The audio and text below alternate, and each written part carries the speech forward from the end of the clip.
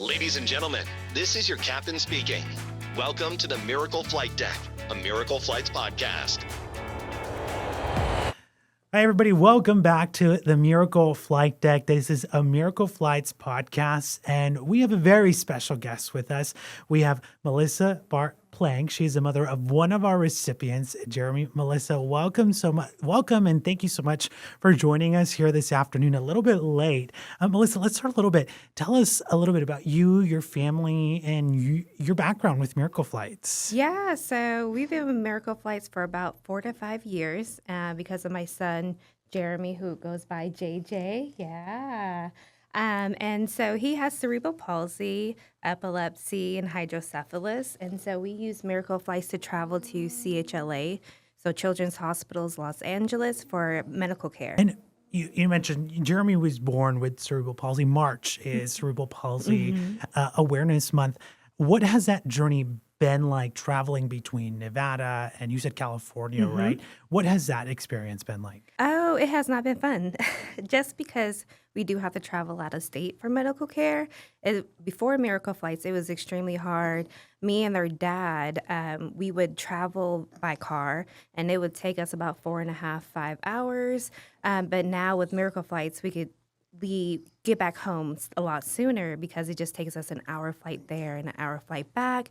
And then also with Bart-Plange too, that's been amazing to have them be able to pick us up from the airport so we don't have to worry about like Uber or anything like that.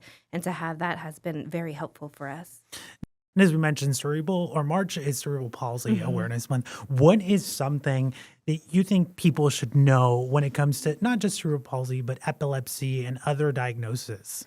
I think no matter what the diagnosis is, they're still children.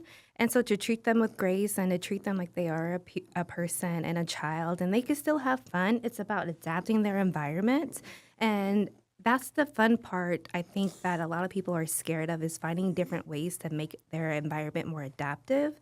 But you can, and they just play different, is what I really want people to understand. Tell us a little bit about your family, about Jeremy, about Lauren. So Jeremy is 6. He'll be 7 later this month, and he loves fire trucks. He loves dinosaurs. He loves for the attention to be on him, and right now it's not so much. So he's trying to do things to, make sure that he wants to know that someone's around him. And his sister Lauren is 13, and she's a great advocate for him as well. She's a little camera shy, but she's an amazing big sister. She wants to be a nurse practitioner when she gets older. And I think it's primarily because of her experience as a sibling with a special needs kiddo. What sort of advice do you have as a parent, right? With having a child with special care needs? I would just say my advice is to seek out all services possible.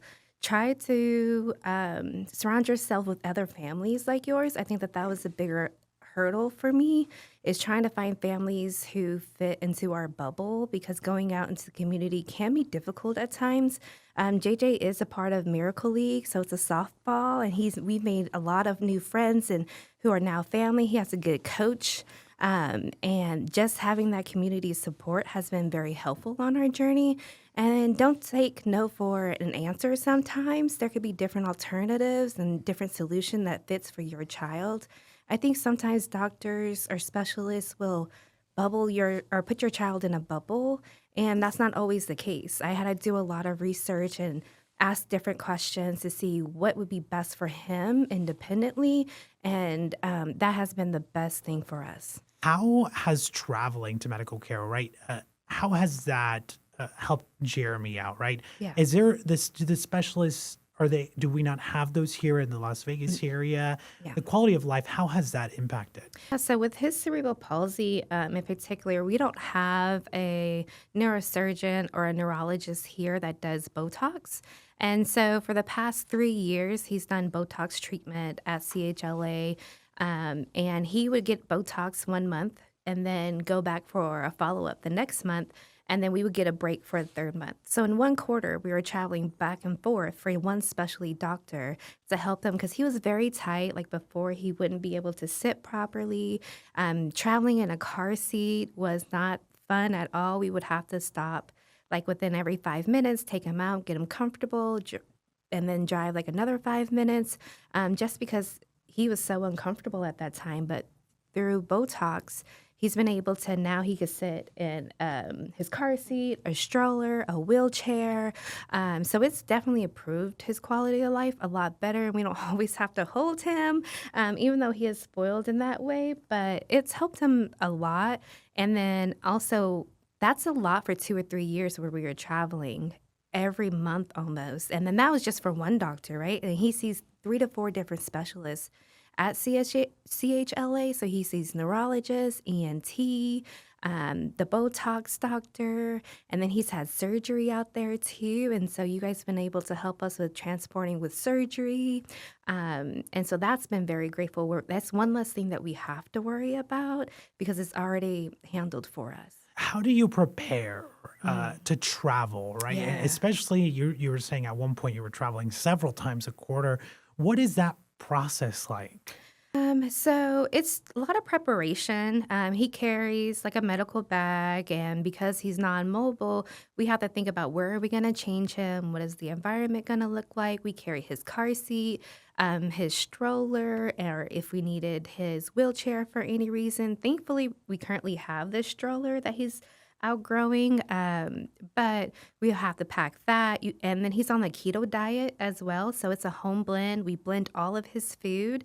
So we have to prepare multiple days of blended food and figure out, well, where does refrigeration look like while we're either in the hospital or hotel, or when we're traveling. If it's a full one day, we have to get a cooler and get cool packs and stuff like that. So there's a lot that goes into it. It's usually you prep 2 to 3 hours before you even leave the house.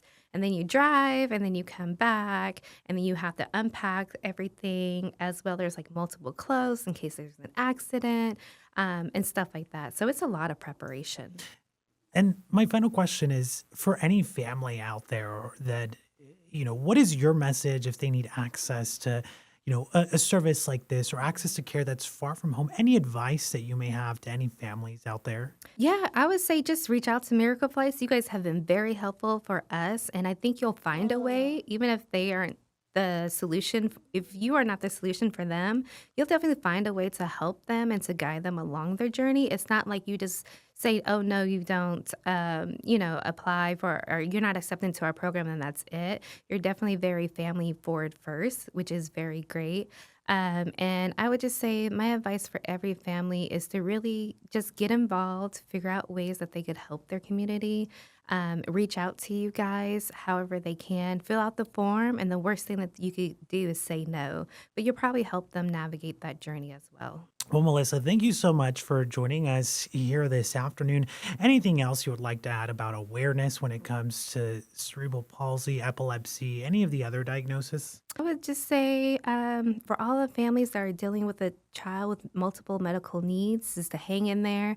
You're doing a great job and you got this. I know that it's super hard, but there are specialties and people out there that care about our kiddos, and it's a lot on our plate at one time, but you're doing a good job.